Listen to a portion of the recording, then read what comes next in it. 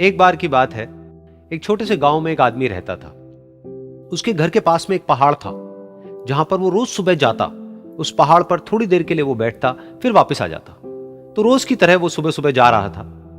पीछे से उसका छोटा सा बेटा आया। उसने आकर के उसका हाथ पकड़ लिया और कहा कि आज मैं भी आपके साथ चलूंगा।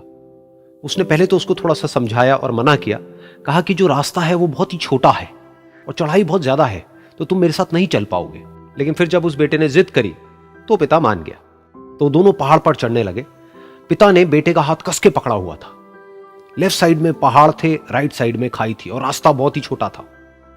और वो पहाड़ की चोटी तक पहुंचने ही वाले थे, तभी रास्ते में एक बड़ा सा पत्थर आया। क्योंकि पिता उस रास्ते पर रोज आता था, तो उसको पता था कि वहां पे पत्थर है, तो वो साइड से निकल गया। लेकिन जो बेटा था उसका ध्यान कहीं और था, तो उसका घुटना जा करके उस बड़े से पत्थर पर टकरा गया। तो फिर उस बच्चे के मुंह से एक चीख निकली।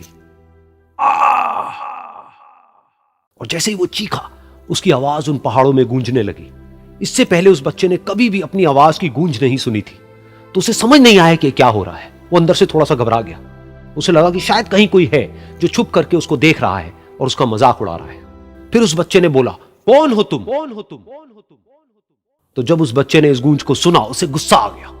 उसे लगा कि कौन है ये जो मेरा मजाक उड़ाए चले जा रहा है। फिर उसने गुस्से से कहा, मैं तुम्हें छोड़ूंगा नहीं।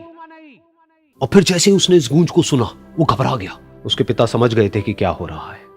उसने अपने पिता का हाथ कस के पकड़ लिया और उनसे पूछा, कौन है ये जो मुझे इतना तंग कर रहा है? कौन है ये जो मुझे इतना डरा रहा है? तो उसके पिता थोड़ा सा मुस्कुराए और उन्होंने खाई की तरफ देखा और जोर से बोला, मैं तुमसे बहुत प्यार करता हूं।